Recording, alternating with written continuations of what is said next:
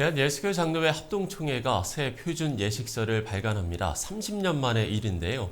어떤 내용이 담겼는지 예장 합동총회 표준 예식서 집필위원장이시고 대한교회 담임이신 윤영빈 목사 스튜디오에 모셨습니다. 목사님 안녕하십니까? 반갑습니다. 네. 자, 먼저 시청자분들의 이해를 돕기 위해서 이 표준 예식서 어떤 건지부터 설명을 해주시면 좋을 것 같습니다. 기독교는 구원받은 하나님의 백성들이 하나님을 예배하는 공동체이지 않습니까? 그렇죠. 그래서 그 예배 예식에 대한 바른 기준을 제시하는 책이 표준 예식서입니다. 생각해 보면 예배 종류가 참 많아요. 네. 주일 예배도 있고 또 수요 예배도 있고 또 부활절이나 추수감사절 같은 절기 예배도 있고요. 또 그렇죠. 세례식, 성찬식의 예식도 있습니다. 결혼에도 예배를 드리죠. 장례 때도 예배하고 이사를 가도 예배하고 돌잔치에도 예배하고 예배 종류가 참 많이 있습니다. 그런 예배나 예식에 대한 바른 기준이 필요합니다. 네. 목사는 예배 인도자인데요. 어떻게 예배해야 되는지 또 어떻게 예배를 인도해야 되는지 그 기준이 지침서가 필요한 거죠. 그렇죠.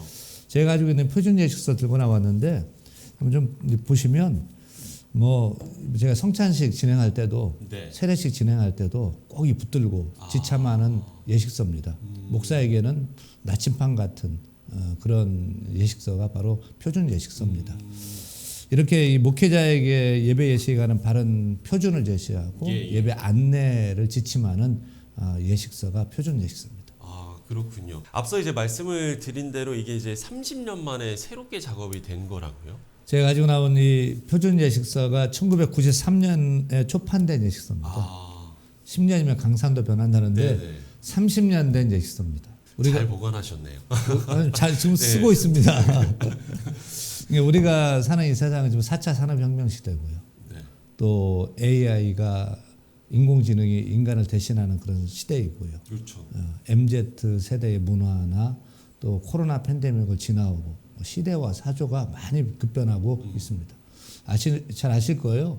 1990년대에는 열린 예배가 등장했죠. 하나님 중심에서 인간 중심으로 소비자 중심으로 하는 열린 예배, 시커 센시티브 워십이 예배를 전환시켰습니다. 네. 또 2000년대에는 이머징 예배가 붐업했죠. 이를테면 이제 예배당이 아니라 카페에서도 예배드릴 수 있고, 뭐 창고에서도 예배드릴 수 있고, 예배에 대한 틀을 깼습니다. 또 뭐 촛불을 켜고 예배하고 성찬식을 매주 하지만 신학을 배우지 않은 평신도도 뭐 성찬을 해도 된다, 뭐 설교해도 된다 하는 그런 이머징 예배가 또 등장을 했습니다. 또 코로나 팬데믹 지나면서 온라인 예배라는 것이 또 등장을 해서 생소했지만 이제 너무 익숙하죠. 이렇게 시대와 문화와 사조에 따라서 예배의 정체성이 무너지고 있는 상황에서 저희 교단 목회자들은 이 변화하는 시대 속에서 우리가 믿는 개혁신학 그리고 장로교 전통에 따르는 바른 실천을 위한 예배 지침서가 필요했던 것입니다. 그간 여러 차례 개정 논의가 있었고요. 번번이 무산됐었습니다. 네. 그래서 이번 2020년 총회 때 105회 총회 때 발간을 허락받고 집필진을 세우고 이제 새 표준 예식서를 발간을 앞두고 있습니다. 그렇군요.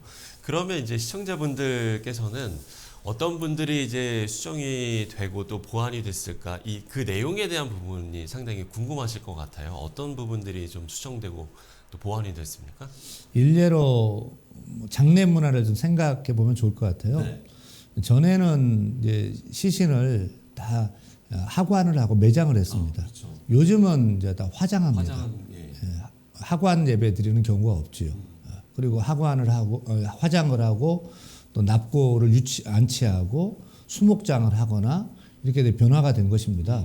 그래서 이번 예식서는 임종부터 입관, 발인, 하관뿐만 아니라 화장, 납골 안치, 또 이장, 수목장, 또 이장할 때 예식, 또 시신 기증 예식, 그리고 뭐 장례 후에 위로 예배 같은 모든 그런 부분들을 다 담았습니다. 네. 그리고 예스러웠던 단어와 문장들 또 표현들 모두 현대 상용어로 수정을 했습니다.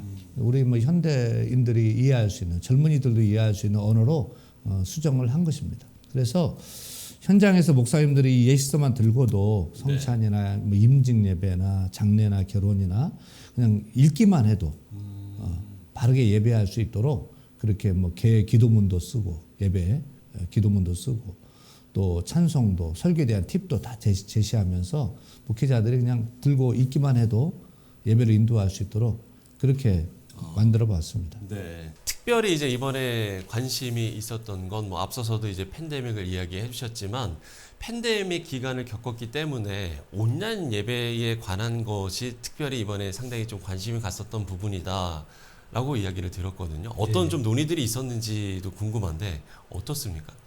이번 코로나 팬데믹을 제가 경험하면서 네. 현장 교회에 모일 수 없었고 함께 예배할 수 없어서 적잖은 혼란이 많이 있었잖아요. 그때 뭐 저희 교단에서도 또 우리 한국교회에서도 교단마다 임시로 미디어 예배를 채용하고 사용을 해서 저희가 잘 어려움도 이겨나가는 좋은 경험을 우리가 가지고 있습니다. 그래서 저희 예식서 집필진들은 또 언제 닥칠지 모르는 그 전염병 재해로 인해서 지교회가 예배 장소에 모이지 못할 때 비상 상황에서 미디어 예배를 사용할 수 있도록 그 가이드라인을 제시를 했어요. 네. 그런데 저희 교단 총회 임원진에서는 온라인 예배를 표준 예식서에 싣는 것에 대한 부정적 입장을 가지셨습니다. 그래서 다시 코로나 팬데믹 같은 전염병 상황이 오면 그때 상황에 맞도록 예배 가이드라인을 제시하겠다. 예식서에 싣는 것은 예배 모범에 맞지 않다라고 해서 결국 삭제하도록 했습니다. 그러면 뭐 이제 말씀해 주신 부분 안에서의 또 질문을 드려보면 온라인 성찬에 대한 논의도 좀 있었습니까? 성찬은 본디 온 성도들이 한 자리에 함께 모여서 그렇죠.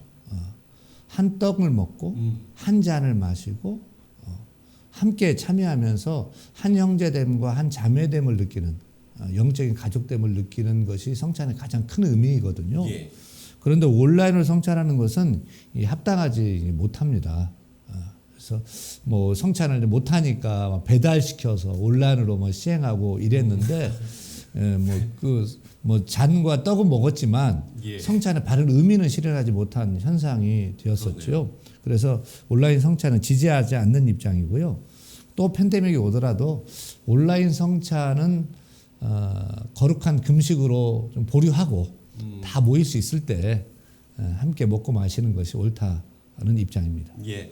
온라인 헌금도 이제 좀 더 좀 보편화된 것 같은데 이런 부분에 대해서는 어떤 좀 논의가 있었고 또 어떤 생각들을 갖고 계신지도 궁금합니다. 앵커님도 아시겠지만 원칙적으로는 현장에 모여서 함께 예배해야 되고요.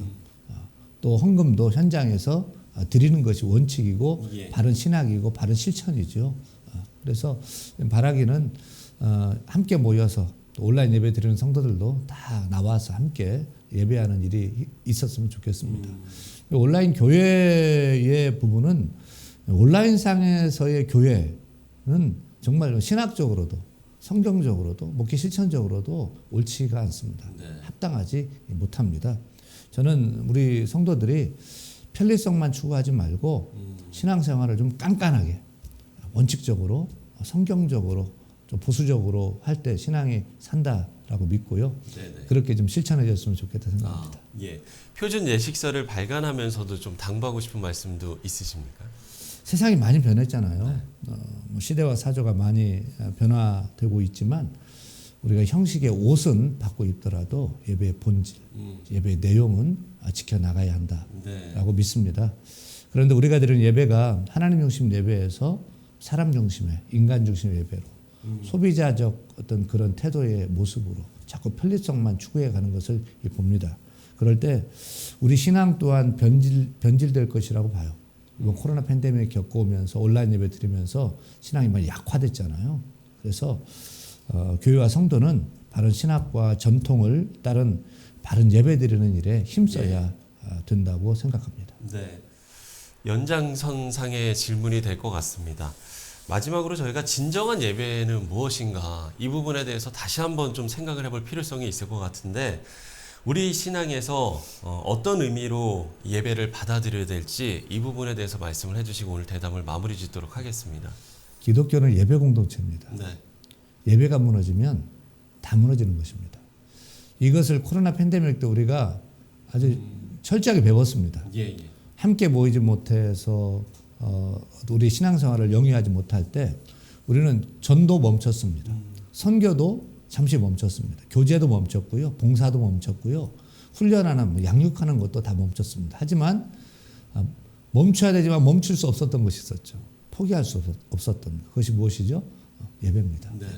예배만큼은 이 상황 속에서 우리가 어떻게든 예배하고 나아갔고 이 어려움을 이겨 나갔습니다. 기독교는 구원받은 하나님의 백성들이 예배하는 그런 공동체입니다. 바른 예배의 실천이 우리 신앙을 지키는 그런 실천인 것이죠. 따라서 뭐 사조가 변하고 시대가 변하고 또 팬데믹 같은 그런 자연재해, 전염병이 또 오더라도 우리가 바르게 예배하는 일에 힘써 나갈 때 우리 신앙도 살고 교회도 살 것이라고 생각합니다. 예.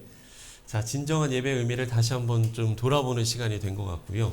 바른 예배의 실천의 중요성 강조를 해 주셨습니다. 자, 지금까지 예장합동 표준예식서 집필위원장 윤영빈 목사와 이야기 나눠봤습니다. 목사님 오늘 말씀 고맙습니다. 감사합니다.